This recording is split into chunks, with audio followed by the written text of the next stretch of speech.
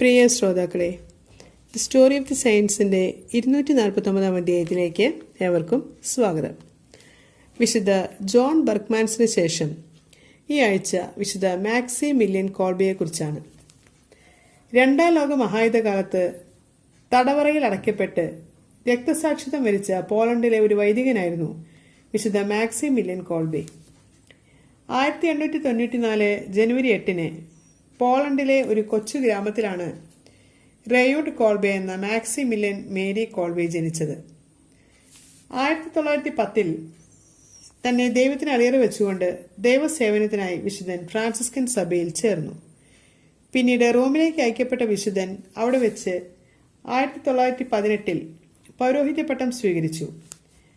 1919 പോളണ്ടിൽ തിരിച്ചെത്തിയ father Maximilian പരിശുദ്ധ കന്യകയോടുള്ള അഗാധമായ സ്നേഹത്താൽ കന്യകാ മാതാവിനു വേണ്ടി 1917 ഒക്ടോബർ 16 സ്ഥാപിതമായ അമലോത്ഭവ സൈന്യം എന്ന സംഘടനയുടെ പ്രചാരത്തിൽ മുഴുകി.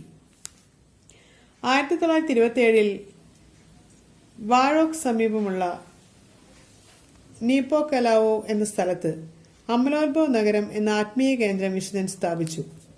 ആരംഭ കാലഘട്ടങ്ങളിൽ അമലോത്ഭവ നഗരത്തിൽ 18 സന്യാസികൾ ഉണ്ടായിരുന്നിടത്ത് 1939 ആയപ്പോഴേക്കും ഏതാണ്ട് 650ഓളം സന്യാസികളുമായി വികസിക്കുകയും ലോകത്തിലെ ഏറ്റവും വലിയ കത്തോലിക്ക ആത്മീയ ഭവനമായി തീരുകയും ചെയ്തു. തന്റെ ഉത്സാഹപൂർണമായ പ്രഘോഷണങ്ങളും എഴുത്തുകളും വഴി വിശുദ്ധൻ യൂറോപ്പിലും ഏഷ്യയിലും നിരവധി പ്രേക്ഷിത ദൗത്യങ്ങൾ നിറവേറ്റി. മരിയൻ സന്ദേശങ്ങൾ പ്രചരിപ്പിക്കുന്നതിനുള്ള ശക്തമായ ഒരു ഉപാധി എന്ന നിലയിൽ അവിടുത്തെ സന്യസ്തർ ആധുനിക അച്ചടി സാങ്കേതിക വിദ്യകൾ ഉപയോഗിച്ചു. അതുമൂലം അവർക്ക് നിരവധി മതപ്രബോധന കഥകളും ആത്മീയ ലേഖനങ്ങളും പ്രസിദ്ധീകരിക്കുവാൻ സാധിച്ചു.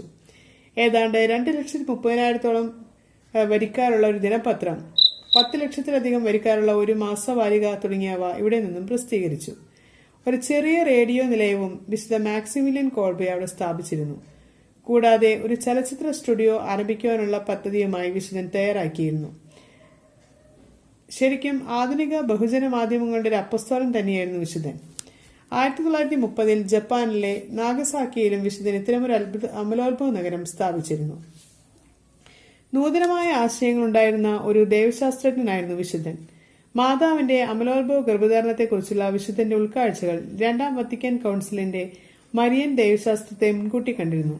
കൂടാതെ പരിശുദ്ധ മാതാവ് ത്രിത്വേക ദൈവത്തിന്റെ എല്ലാ അനുഗ്രഹങ്ങളുടെയും മധ്യസ്ഥയാണെന്നും ദൈവജനത്തിന്റെ വക്താവാണെന്നുമുള്ള സഭയുടെ ബോധ്യം വിശുദ്ധന്റെ ഉൾക്കാഴ്ചകളിൽ നിന്നും വികാസം പ്രാപിച്ചിട്ടുള്ളതാണ്. 1941 രണ്ടാം ലോക മഹായുദ്ധകാലത്ത് നാസികൾ വിശുദ്ധനെ ഓഷിറ്റ്സ് തടങ്കൽ പാളയത്തിൽ തടവിലാക്കി. ഒരു വലിയ കുടുംബത്തിന്റെ നെടുന്നൂടും പട്ടിണിക്കിട്ട് കൊല്ലുവാൻ വിധിക്കപ്പെട്ടവനുമായിരുന്ന ഒരു കുടുംബനാഥന്റെ ജീവന് പകരമായി തന്റെ സ്വന്തം ജീവൻ നൽകുവാൻ അവിടെ വെച്ച് വിശുദ്ധൻ സന്നദ്ധനായി.